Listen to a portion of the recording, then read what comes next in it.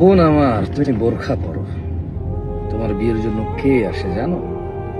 এমন কেউ যে তার জীবন সুন্দর করতে চায় তোমাকে নিয়ে, যে এটা মনে প্রাণে বিলিভ করে তুমি তোমার সৌন্দর্য শুধু তার জন্য গোপন রেখেছ, যেটা বিলিভ করে তোমার আর তার মিলনে যে সন্তান সন্ততি আসবে, যাদের দায়িত্ব পড়বে তোমার হাতে মানুষ করার, এবং তুমি তাদের আল্লাহর সাথে পরিচয় করাবা, সন্তানদের জান্নাতের পথ দেখিয়ে নিজে সুখে শান্তির সংসার করে নিজে জান্নাতের পথে যাবা।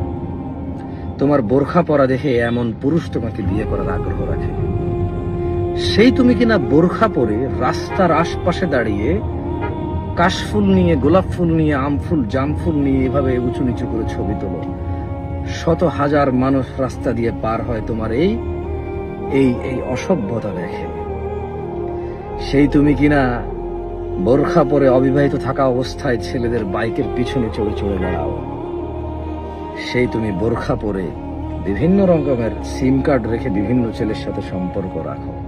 বুঝতে পেরেছি তুমি যার সাথে সম্পর্ক রাখো তার আমার মতোই দাঁড়িয়ে আছে, দেখতে বড় পাঞ্জাবি পরে, মাথায় টুপিও রাখে, তোমাকে ফজরেও জাগায়, সে সবই বুঝলাম।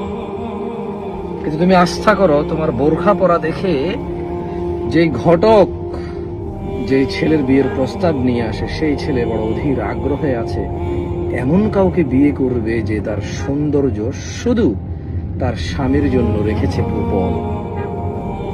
বোরখা পরে লজ্জা পায় যে শুধু বোরখা পরে, আর কোনো লজ্জা নাই, লাজুকতা নাই, দিনদারিতা নাই, দিনদ্রোহিতায় মগ্ন, সিনেমা নাটক গান বাজনায় মগ্ন, নাচ গান করে বোরখা পরে। এখন মানুষ দেখি বোরখা পরে নাচে, বড় অবাক লাগে।